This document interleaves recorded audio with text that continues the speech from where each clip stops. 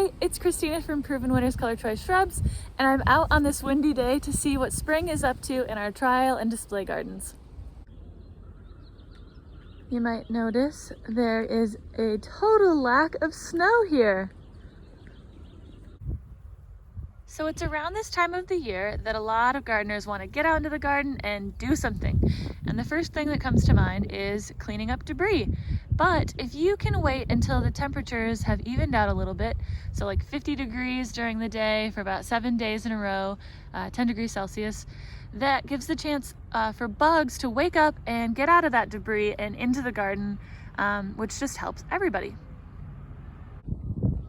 This is a group of oh so easy double red roses planted as kind of a hedge, and a lot of them are giving signs that they are ready to prune.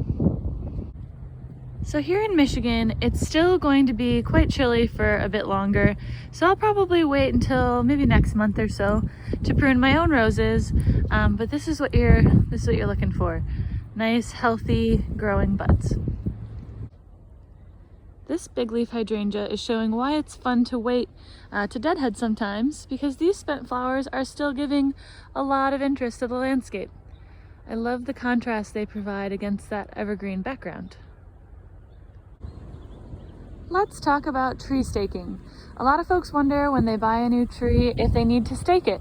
And in most cases, no, you don't. There are a few exceptions, one of which is if you live in a really windy area and your tree is sited in a particularly windy spot. The second is if the root ball is too small to support the above ground growth.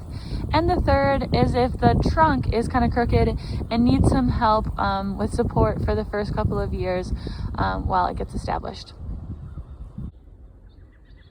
Pretty wild to think that we'll be seeing some viburnum flowers here in a little bit. And some rhododendrons. This is Dandyman Pink and Dandyman Purple over there. And you can see this is going to be a pretty amazing show. Again with these hydrangeas.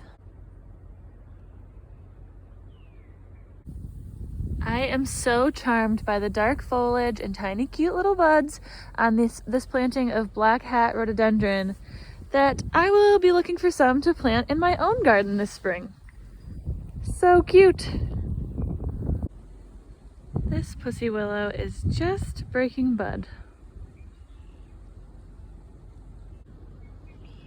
There was a lot of beauty in the garden today.